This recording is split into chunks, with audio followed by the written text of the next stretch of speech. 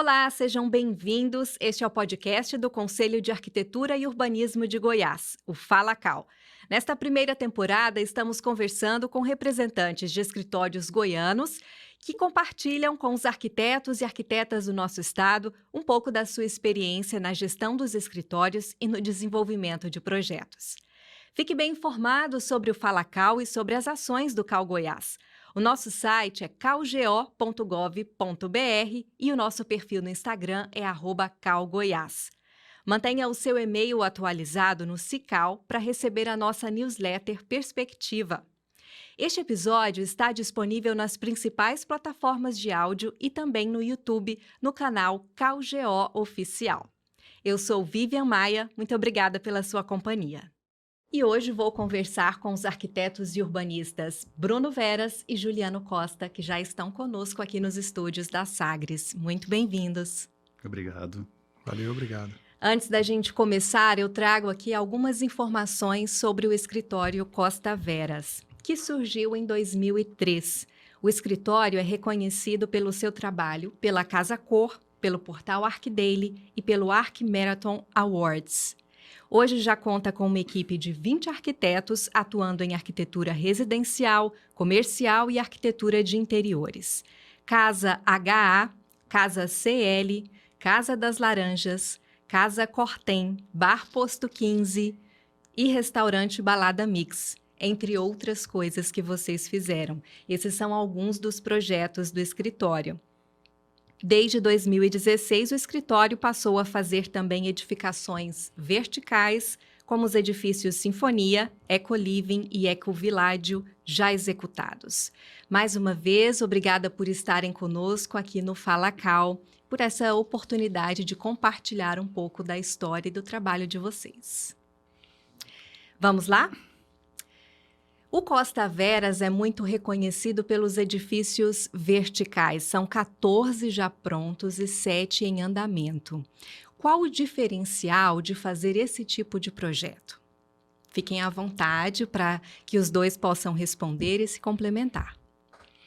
Bom, essa tipologia de edificação vertical, ela foi muito bem abraçada por nós desde o primeiro edifício, né, que a gente desenhou.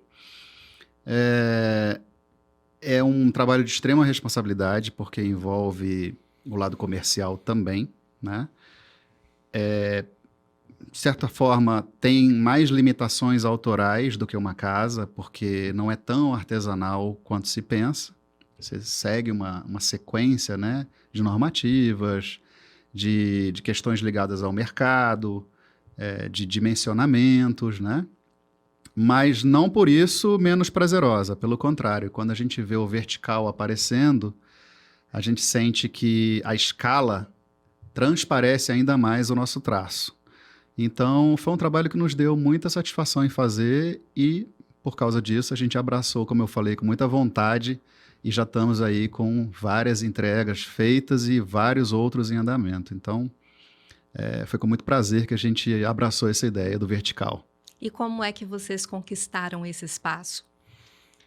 Então, nós prestamos serviço, a primeira construtora que a gente prestou serviço foi a Loft, parceira nossa de muitos anos, e até então a gente fazia projetos só para eles, até que a gente fez o Sinfonia, com a outra parceira incorporadora, e que realmente foi um prédio que projetou a gente nesse mercado, né? Eu acho que o Costa Veras até então era até mais conhecido pelas casas e os projetos comerciais, mas como o Bruno colocou, né, o prédio ele aparece muito no skyline da cidade, né? Acaba virando um monumento. A gente até considera que é uma responsabilidade enorme, porque a gente acaba mexendo no visual da cidade, né? E o Sinfonia, ele mudou um pouco o estilo de prédio que vinha sendo feito. A gente usa curvas, usamos uma torção no prédio, são plantas variáveis, então aquilo acabou realmente lançando a gente no mercado de prédios. Sem dúvida foi ele que abriu os olhos das outras incorporadoras e realmente depois dele vieram outros convites e realmente dali para frente A coisa fluiu. A coisa fluiu. Decolou. E quais são as etapas de um projeto para um prédio residencial? Quer dizer, desde a concepção, projeto preliminar, executivo, tem toda uma legislação a ser atendida. Como funciona esse passo a passo? Então, em primeiro lugar, forma-se a área, né? E geralmente ela é formada pelo interessado, pelo cliente, pelo incorporador.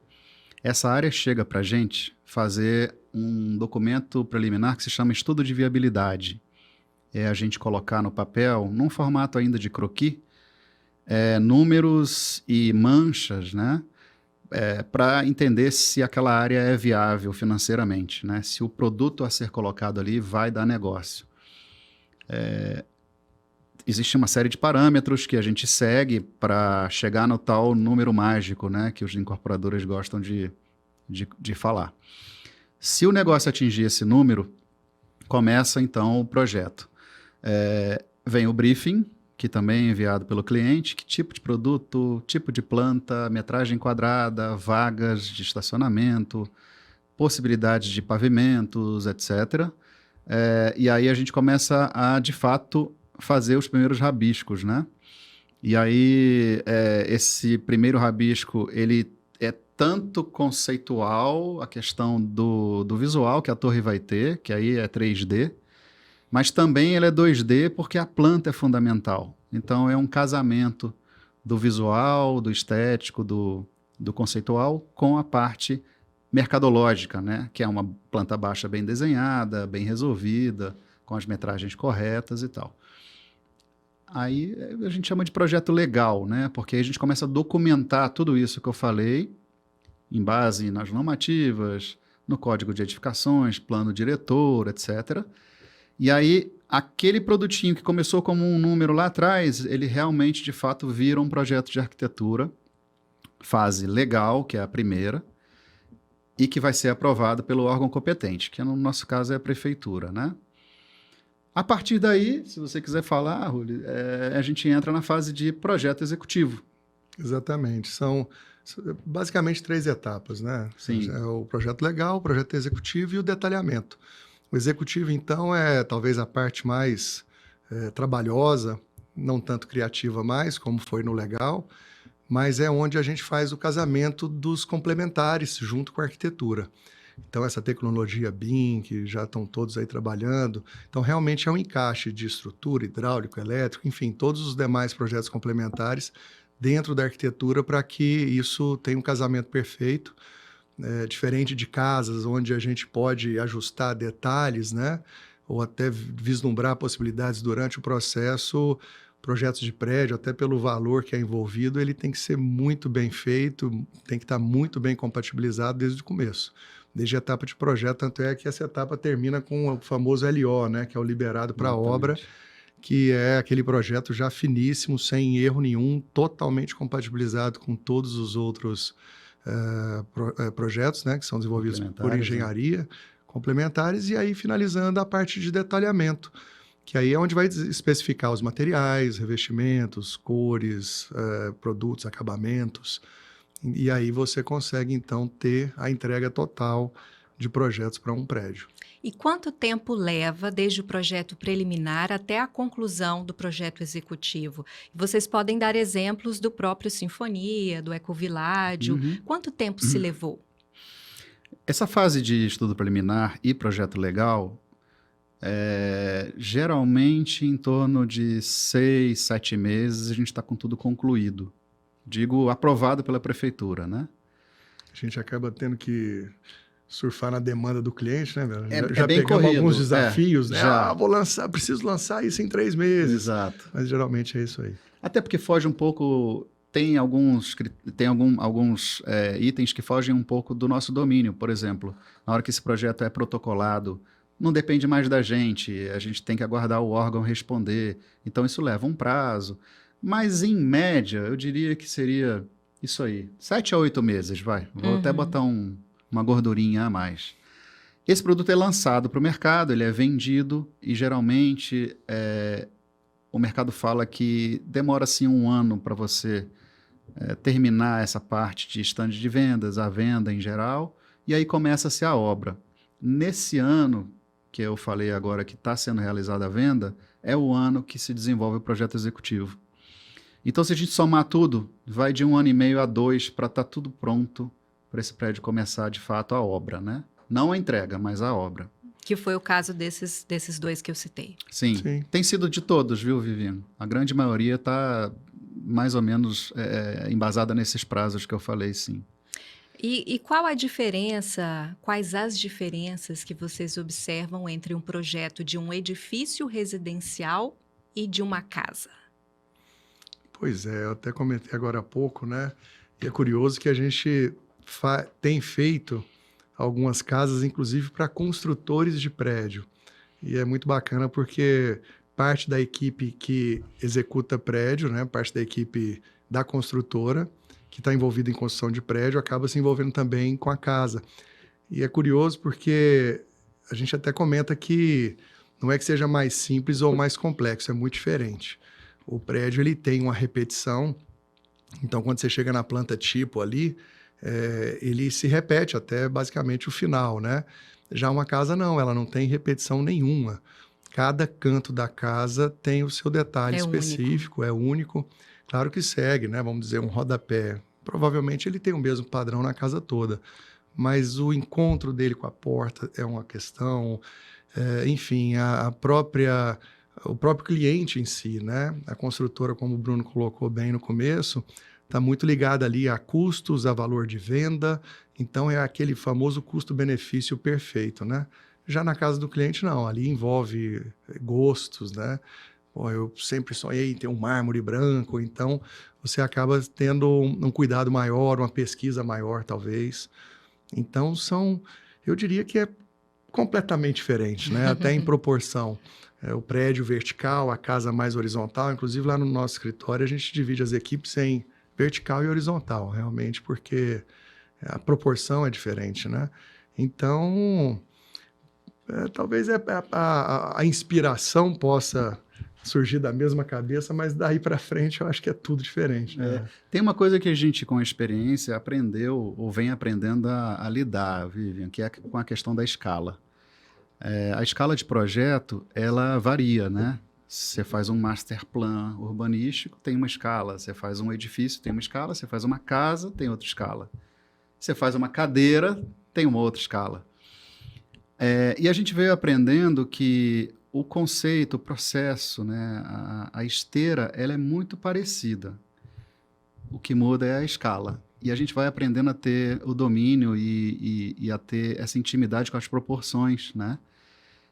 Então, eu acho que isso é um detalhe interessante de se falar, porque o processo de projeto é o mesmo. O pensamento, a pesquisa, o briefing, como desenhar, da onde partir, mas o resultado, sem dúvida, por causa da escala, cada um tem o seu, né? Cada disciplina tem o seu resultado. Mas o que o Juliano falou é bem isso mesmo. A casa, e voltando à sua pergunta, a diferença principal que eu vejo para complementar é que na casa a gente tem um pouco mais do artesanal mesmo, do único, do que não se repete, né? É diferente um pouco do prédio, do edifício, do vertical, que ele tem também o seu lado artesanal, sim. A gente, inclusive, faz questão de entregar sempre edifícios novos, conceitos diferentes, para que isso não se repita visualmente. Mas ele tem o seu processo de repetição que é natural. Então, eu acho que o artesanal da casa é a grande diferença que a gente pode, de repente, pontuar aqui. E a gente tem a sorte lá no escritório, ou a competência, se a gente puder dizer assim, de desenvolver várias tipologias de projeto, inclusive quando o Bruno falou de cadeira, de até mobiliário. E é curioso que quando a gente começa a ter um certo domínio da proporção, que você também colocou bem, é comum, às vezes, a gente desenhando uma mesa, e a gente olha assim para a mesa, gente, essa mesa podia ser uma casa.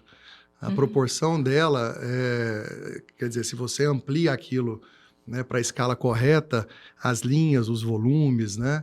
Ou seja, o equilíbrio das proporções é pertinente para todos os projetos, né? Então, a gente começa a navegar de uma certa forma tranquila por todos eles, né? Eu digo porque tem escritório que especifica, né? Que fica muito especialista em prédio, ou em casa, ou em hospital. E a gente tem uma gama enorme de projetos, e isso é muito bacana, porque um acaba alimentando o outro. Então, é bem legal. Mas vocês não executam os projetos, né? Não, a parte construtiva, não. Mas tem alguma relação? Qual é a relação de vocês com essa fase de obras?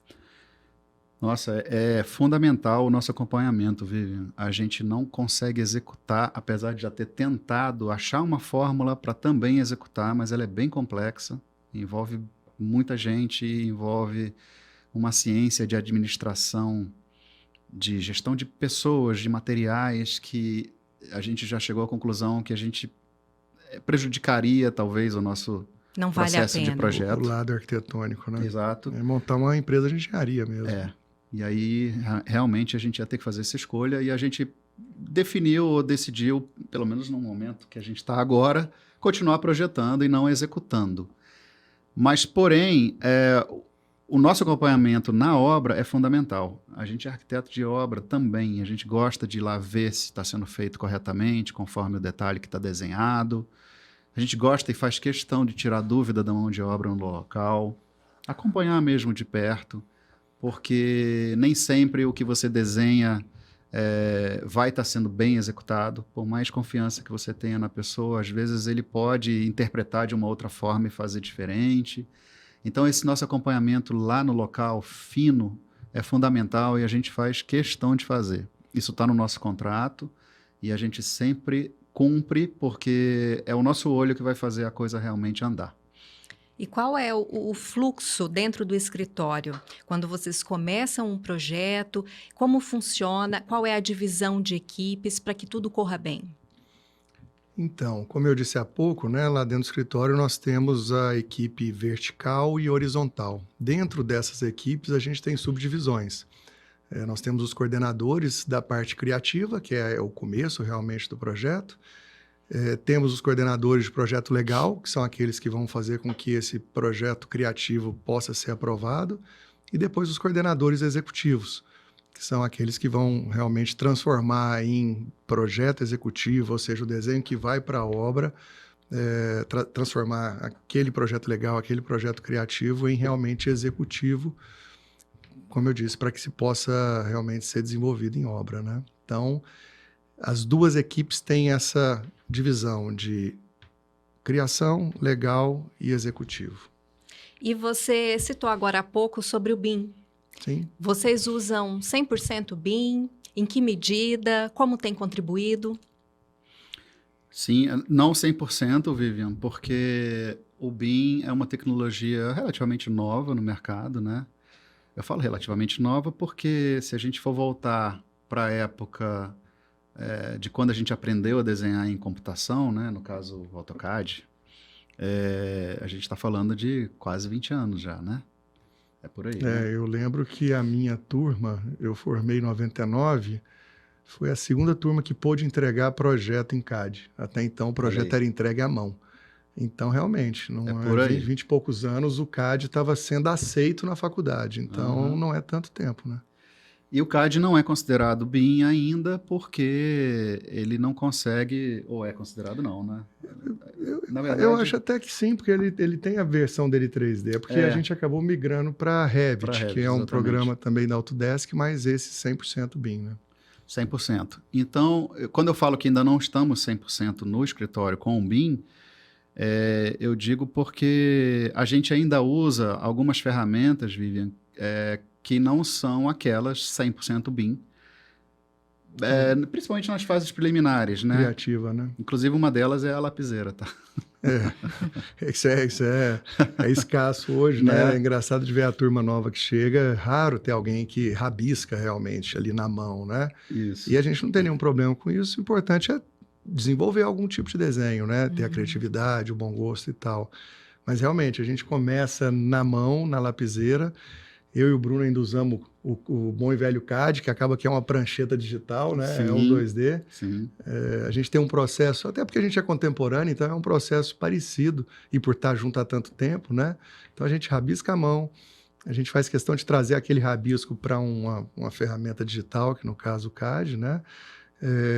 E daí, então, a gente entrega para a equipe que aí transforma aquilo em tridimensional. E aí é a hora que vira um BIM. Mas aí tem a sua importância. Demais. Eu digo, Vivian, que o BIM, você sugeriu 100%, né? Vamos dizer que seja 80%? Sim, até as casas hoje, porque começamos com os prédios, né? Os prédios são impossíveis de serem feitos sem a tecnologia. Sim. Casa ainda é possível. Acho que tem muito escritório que ainda faz ali num 2D, né? Exato. E tem que fazer o corte manual, tem projetos complementares, escritórios de projetos complementares antigos que ainda não estão nessa tecnologia, mas prédio fundamental. E como a gente acabou tendo a parte vertical usando o BIM, a gente acabou migrando para o horizontal também. Então, do projeto legal ao executivo hoje no escritório é 100% BIM. Sim, tem trazido ótimos frutos, inclusive. Está realmente fazendo o trabalho ser, além de mais ágil, mais assertivo, mais exato, sabe? Mais bem casado, mais bem compatibilizado. Isso acaba sendo até um diferencial lá dentro do escritório. E uma coisa que a gente tem perguntado para todos os arquitetos e urbanistas que passam aqui pelo Falacal é sobre os perrengues. Porque em toda profissão o perrengue exige, né, toda uma ação para ser contornado e ensina também. Qual o maior perrengue no escritório que vocês já passaram? Diz aí, Bela. Uau! O maior, deixa eu tentar lembrar aqui. A gente tem a sorte e talvez, de novo, a competência, né, de ter ótimos clientes. Então, talvez, até em conversa com colegas, né, numa mesa de bar, a gente acaba escutando muita reclamação do próprio cliente. A gente tem essa virtude aí de ter um filtro grande. Eu acho que até por ter tanto tempo já de escritório, e de repente nem é tanto tempo assim, né? Tem escritórios, tem muito mais. Sim. Estamos fazendo 21 anos, né? Sim. De escritório. Mas, enfim, hoje o cliente chega lá no escritório sabendo muito o que quer o nosso projeto. Né? Porque tem aquela primeira etapa que o cara vai, faz um orçamento e aí compara com aquele outro muito mais barato. Não deixa de ser um perrengue, né? Mas a gente acaba tendo hoje aquele cliente que vai lá porque já conhece, já viu, já visitou um projeto nosso pessoalmente e que realmente quer o nosso trabalho. Então, isso já filtra boa parte dos perrengues, né? Porque o cliente que quer o seu trabalho, ele confia mais em você e aí o trabalho flui melhor. Então, eu acho que diminui um pouco, mas vamos lá. Estou tentando lembrar aqui. Eu lembrei de ele não chega a ser um perrengue gigantesco, mas a gente não é perfeito e é legal falar isso, né? Eu tive numa obra visitando um andamento dela e nesse processo de visita, vai ali, vai aqui, a casa era uma casa, estava quase pronta, inclusive, o mestre da obra chega para mim e pergunta, Bruno, tem uma caixa ali dentro do escaninho que eu não sei para que serve. Eu vou abrir e vou te mostrar. Quando ele abriu, era uma calha úmida. Calha úmida é uma espécie de recipiente onde você coloca garfo, faca na bancada e espera ele escorrer, inclusive até decorativo. Da cuba, né? Para ajudar ali o processo da cocção. Aí eu falei, não acredito. A gente não tinha desenhado a calha úmida. A gente deixou passar. Ela tinha sido comprada, mas não tinha sido... Na venda ali na loja, com o cliente gostou, apontou, o vendedor colocou na lista, compraram, só que isso não foi passado direto para a equipe de desenho. E aí? A calha úmida ficou. Não teve como contornar. Não, na verdade a gente até contornou, a gente comprou a calha úmida do cliente, para ele não ter esse prejuízo. E aí, esperamos aparecer um segundo projeto que tivesse calha úmida e revendemos para o outro cliente. Então, acabou dando certo. Vivian, é um desafio enorme, porque a gente sai da faculdade mal sabendo ser arquiteto, né? E quando o escritório... E aí a gente vai para o mercado e aí aprende na marra a ser arquiteto. E como você colocou, né? Quando a gente tem 20 arquitetos trabalhando com a gente passa a ser empresário, né? Aí que a gente não aprendeu a ser empresário mesmo. Também aprende na marra. E eu acho que o maior desafio é justamente ter um controle, né, nesse volume de informação que é gerado para realmente evitar erro, evitar perrengue, né? Então, eu costumo dizer que até eu mesmo, acho que o Bruno pensa parecido, às vezes eu estou em obra e o cliente pede para mudar alguma coisa ou pergunta se pode mudar aquilo. Então, quer dizer, se o cliente está lá e o arquiteto principal também, por que não pode, né? E antigamente a gente falava, claro, pode mudar. mas aquela mudança talvez desencadeava erros lá na frente, né? E mudou isso, mas isso aqui acarretou naquilo e vai dar problema na iluminação. Então, hoje em obra, eu escuto o pedido do cliente, anoto, e aí eu digo, ó, vamos ver se a gente pode simplesmente fazer isso, porque de repente até pode, ou não. Ou se nós vamos ter que, até para ter esse cuidado, para não virar um perrengue lá na frente, né? Entendi. É isso mesmo, Vivi. Esses pequenos erros, eles acabaram nos ensinando tanto, né? Igual você comentou há pouco, quando o erro vira um aliado nosso, né? Para gerar processo, para gerar checklist, para gerar conferências que a gente ainda não fazia, né? Então, é aquilo, é realmente na pancada que a gente aprende. Então, é fundamental também passar por isso, porque isso, da maneira que você absorver, ele vai te fazer ser melhor. No site do escritório, vocês se definem como arquitetos responsáveis por um trabalho muito autoral. Quais são os elementos-chave, aqueles que definem o perfil de vocês? Em termos de materiais, de estrutura? Pois é, a gente gosta muito do natural, que tem a ver com aconchego, né? E como a gente começou a empregar isso aí nos nossos projetos lá atrás, e aí eu comentei, né, que hoje o cliente vem porque viu aquele outro projeto, e a gente já teve cliente que chegou no escritório e falou assim, eu quero uma casa igual àquela. E claro que a gente não ia fazer uma casa igual, mas acaba que esse início de uso de materiais, que claro, reflete o que a gente gosta, o que a gente defende, acabou sendo muito utilizado até pela busca do cliente pelos mesmos materiais, né? Mas, enfim, eu acho que essa coisa do natural, do aconchego é muito importante, né? A gente gosta muito do aço, como eu comentei, eu e o Bruno somos contemporâneos, tivemos a chance de estudar parte do nosso estudo fora do Brasil, então existe muito uso do aço, ainda hoje até mais, mas ali atrás era raro, né? O uso do aço. Sim, não era tão comum. Não era tão comum, que é tão versátil. E a gente trouxe o aço e acabou criando uma mistura bacana com o que a gente já vinha usando de pedra, de tijolo. Então, eu acho que em termos de materiais, seria por aí, né? Sim, sim. E tem uma característica que eu acho que é forte nossa também, que é o traço, né? Quando eu falo traço, Vivian, é a relação entre planos e volumes. Isso a gente trata com muito critério lá no escritório, né? Como que um volume se encaixa no outro. A gente chama até de um pequeno Lego, né? Tem um pouco a ver, sabe? Como que quando o projeto vai ganhando forma...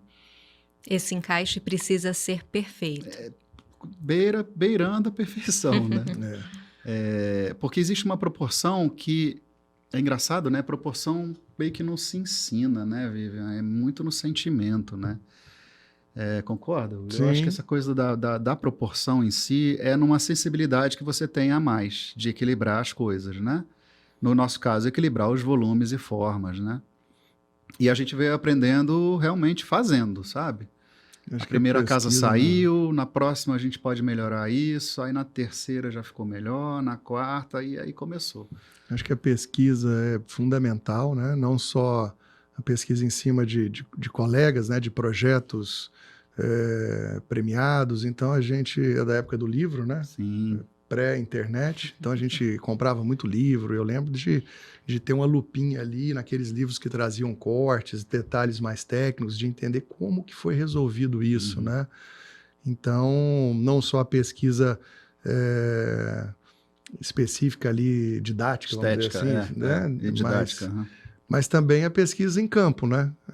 Arquiteto é bom que a gente usa a desculpa de que a gente tem que viajar muito, Conhecer. tem que ficar em hotel bacana, visitar restaurante bom, porque tudo faz parte da pesquisa. Sim. E é verdade, porque à medida que você vai experimentando, você vai treinando esse senso de proporção que a gente estava dizendo, né? De possibilidades de misturas de materiais.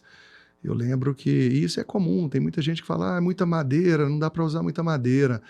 E eu ainda, recém-formado, fui numa casa cor lá em São Paulo, num ambiente lindo, de um daqueles arquitetos de lá, e era piso, parede e teto de madeira. E eu lembro que aquilo foi assim meio revelador para mim, porque era tão lindo, e eu falei, gente, essa história de que não pode ter muita madeira não é bem assim, né? Então, até segurar certos preconceitos, né? Porque, de repente, tem coisa que se pensa que não fica bacana e pode dar um resultado muito funciona. legal. Então, pesquisa é fundamental. E aí, à medida que você vai ficando mais velho, a pesquisa vai acumulando, né? Sim. Dizem que os arquitetos, quanto mais velho, melhor. A gente super o acredita. É. A gente super acredita nessa informação aí. Dos projetos em andamento hoje, o que vocês podem compartilhar conosco? O que tem dado mais paixão no momento fazer? O que está mais interessante? Interessante, né? Tem não é? muita coisa legal. Tem, a gente até, isso que a gente falou mais cedo, né? De ter tanta tipologia de projeto acontecendo ao mesmo tempo lá no escritório. É comum, de repente, a gente está olhando um mobiliário ou uma marcenaria com a equipe ali de detalhamento de interior e ver o rooftop de um prédio, assim, de uma hora para outra. É muito interessante. A gente está fazendo um hotel em Pirenópolis, um hotel com 30 bangalôs, né? Um hotel rústico, porém extremamente sofisticado dentro dessa rusticidade.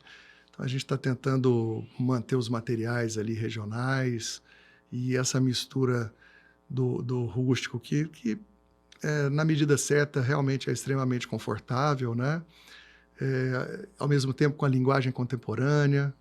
Para isso, a gente foi no México pesquisar juntamente com o cliente. Então, me veio à cabeça aqui agora o hotel, porque ele está a todo vapor, deve Sim. ficar pronto até o final do ano que vem. Então, vamos ter um super hotel em Goiás, em Pirenópolis, até o final do ano que vem. A gente acabou de entregar uma escola, que foi um trabalho super prazeroso. Trabalhar com educação, né? Com, mais uma vez, uma escala diferente da que a gente está acostumado. Foi um trabalho bem interessante de se fazer, bem desafiador, e que trouxe muito prazer para nós. Temos uma leva de restaurantes também em andamento, alguns quase prontos, outros ainda numa fase preliminar. Aqui em Goiânia? Aqui em Goiânia. Goiânia, São Paulo e Salvador. São Paulo e Salvador entregues. Não, tem um em São Paulo que ainda está em andamento, né? Mas Salvador entregue e mais um em São Paulo entregue também. Tem uma sequência de casas muito legais que estão chegando aí, que a gente também está... algumas em aprovação, outras ainda em estudo preliminar, né? E edifícios verticais também.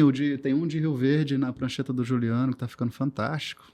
A gente bem diferente. Teve a chance de fazer um projeto com a construtora, que atua muito em Rio Verde, e lá é um complexo de 4 prédios. E a gente acabou fazendo os 4. Então, em uma área grande, mas não tanto, 35 mil metros.